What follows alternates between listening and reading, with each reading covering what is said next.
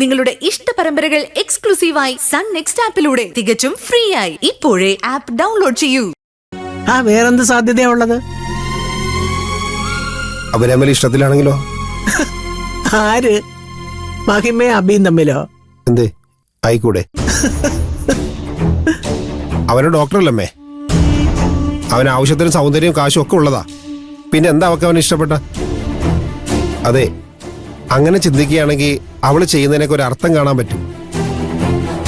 അവളെ കല്യാണം കഴിക്കാൻ പോണൊരുത്തനാണെങ്കിൽ അവന്റെ വഴക്കും അടിയൊക്കെ കൊള്ളുന്ന ഒരു കുഴപ്പമില്ലെന്ന് നമുക്ക് തോന്നിക്കാണും. അങ്ങനെ അവളെ അടിക്കുകയും തൊഴിക്കുകയും ഒക്കെ ചെയ്യുന്ന ഒരുത്തനെ ഭർത്താവായിട്ട് സ്വീകരിക്കുമെന്ന് നിനക്ക് തോന്നുന്നുണ്ടോ എന്റെ മുകുന്ദ? എനിക്കറിയില്ല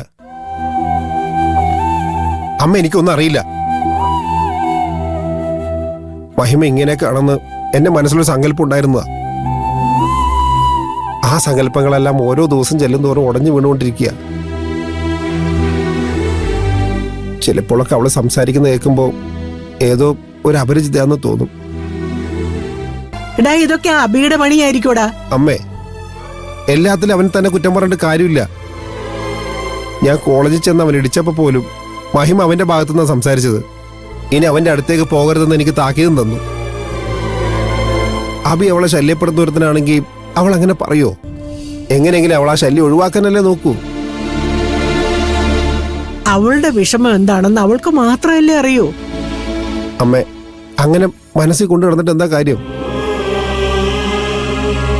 അവൾക്ക് ചുറ്റും അവളെ സ്നേഹിക്കുന്നവർ അവളുടെ അവസ്ഥ കണ്ട് വിഷമിക്കുകയാണെന്ന് അവൾക്ക് മനസ്സിലാവുന്നില്ലേ? ഇത് അവളെ മാത്രമല്ല ബാധിക്കുന്നത്, മഞ്ജുവിനെയും ഗിരിയെയും എന്നെയൊക്കെ ബാധിക്കുന്നുണ്ട്. അവളുടെ പ്രശ്നം എന്താണെന്ന് ഞാൻ പലതവണ ചോദിച്ചതാ, പക്ഷെ അവള് പറയുന്നില്ല. എന്റെ അടുത്ത് പറയാത്ത പോട്ടേമ്മേ, മഞ്ജു അടുത്ത് ഗിരിയടുത്ത് പോലും പറയുന്നില്ല അവള്. ചിലപ്പോഴേ കാര്യം അറിയുമ്പോ എല്ലാരും കൂടി അവളെ കുറ്റപ്പെടുത്തുന്നുള്ള പേടിയുണ്ടായിരിക്കും. ഇത്രയൊക്കെ രഹസ്യമാക്കി വെക്കാൻ മാത്രം എന്ത് തെറ്റാ അവള് ചെയ്തത്? ആരെങ്കിലും കൊന്നോ അതോ ബാങ്ക് വല്ല കൊള്ളടിച്ചോ? അമ്മേ, ഇതൊക്കെ അവള് ചെയ്താലും അവളെ സ്നേഹിക്കുന്നവരൊക്കെ അവളെ കൂടെ നിൽക്കില്ലേ?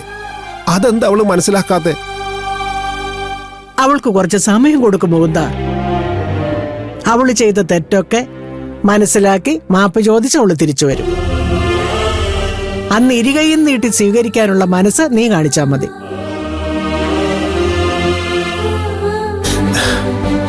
മരിക്കേണ്ട എന്നെ ജീവിതത്തിലേക്ക് തിരിച്ചു കയറ്റിയവളാണ് മഹിമ.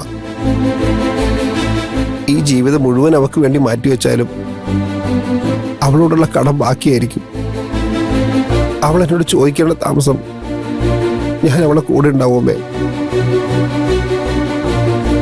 പക്ഷെ അവളായിട്ട് എന്നെ വിളിക്കുന്നവരെ എനിക്ക് നിസ്സഹായനായി നോക്കി നിൽക്കാനേ കഴിയും.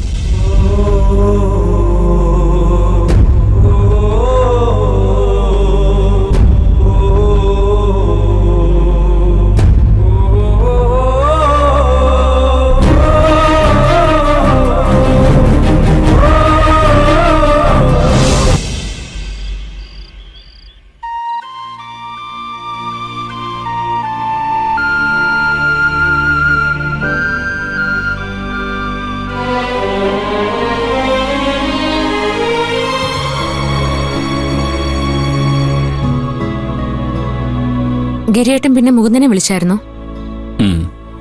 മുകുന്ദനെ വിഷമായി കാണുമല്ലേ? അവനങ്ങനെയൊന്നും പറഞ്ഞില്ല.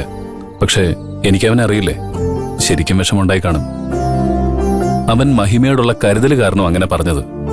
പക്ഷേ അവളിങ്ങനെ എടുത്തടിച്ചതുപോലെ പ്രതികരിക്കുമെന്ന് അവൻ കരുതി കാണില്ലേ?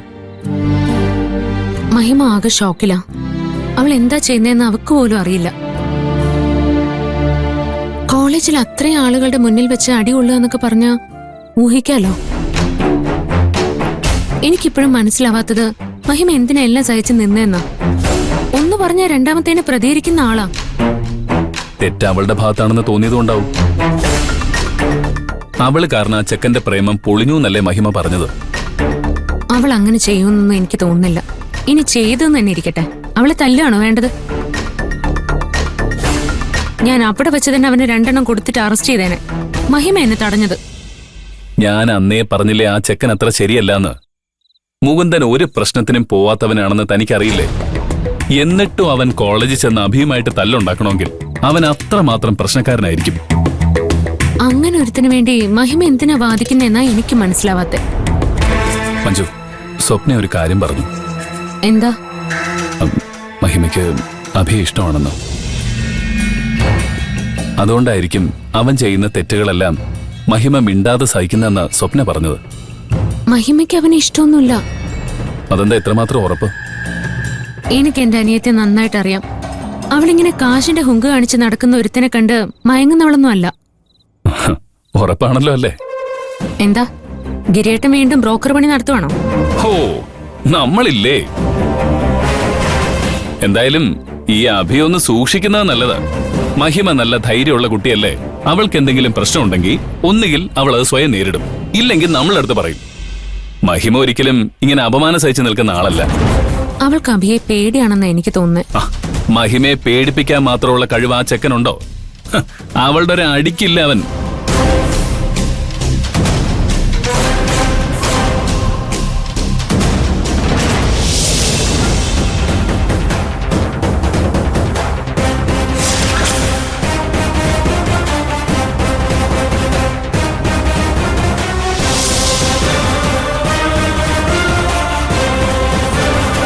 അവൻ അവളെ പേടിപ്പിക്കുന്നത് മറ്റെന്തെങ്കിലും രീതിയിലാണെങ്കിലോ?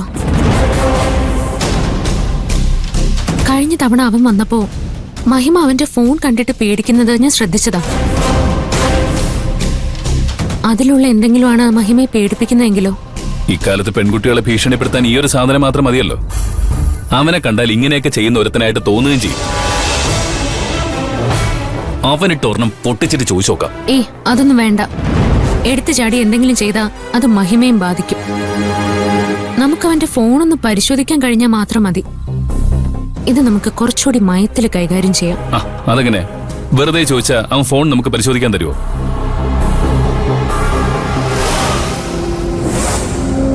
അതിനൊക്കെ വഴിയുണ്ട്. ഒന്നുമില്ലെങ്കിലും ഞാനൊരു പോലീസുകാരിയല്ലേ.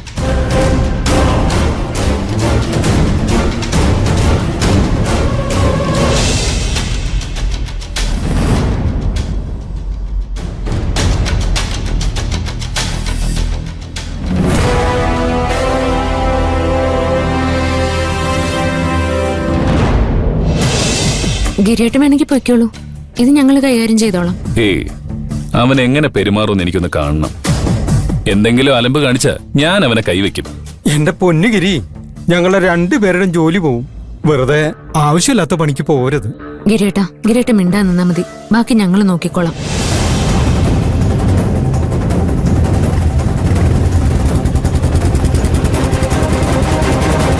അവന്മാര് വരുന്നുണ്ട്.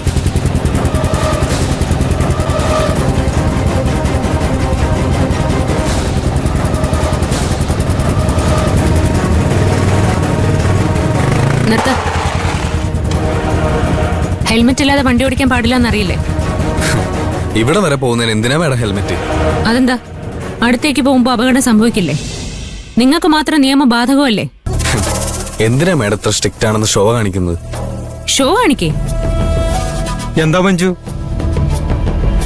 ഇവർക്ക് പോലീസ് ചെക്കിംഗ് ഷോ കാണിക്കില്ല എന്നാ പറയുന്നത്. ആണോ? എന്നാ രണ്ടുപേരും ഇറങ്ങി വാ. ചെല്ല്.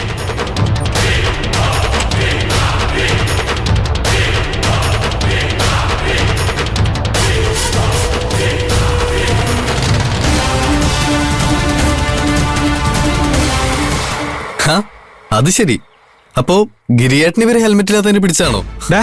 പോലീസുകാരോട് തർക്കുത്തരം പറയാൻ നിൽക്കുന്നോ? രണ്ടുപേരെ സ്റ്റേഷനിൽ കൊണ്ട് പോണോ വേണ്ടെന്ന് ഞാനൊന്ന് ആലോചിക്കട്ടെ. രണ്ടുപേരും ഫോൺ ഇവിടെ വെച്ചേ.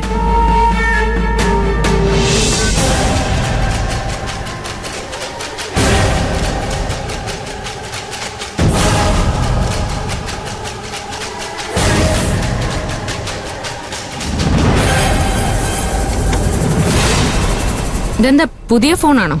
എന്തു പറ്റി? മേഡം പഴയ ഫോണാണോ പ്രതീക്ഷിച്ചത്?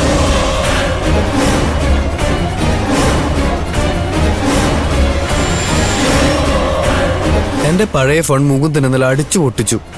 പുതിയതിനകത്ത് കോണ്ടാക്ട്സ് മാത്രമേ ഉള്ളൂ. അല്ല, മുകുന്ദൻ ഞങ്ങളെ തല്ലിയതിനും മൊബൈൽ ഫോൺ പൊട്ടിച്ചതിനും അയാളെ അറസ്റ്റ് ചെയ്ത് ലോക്ക് ബില്ലിടാൻ പറ്റൂലേ? കേസ് ഞങ്ങൾ തരാം.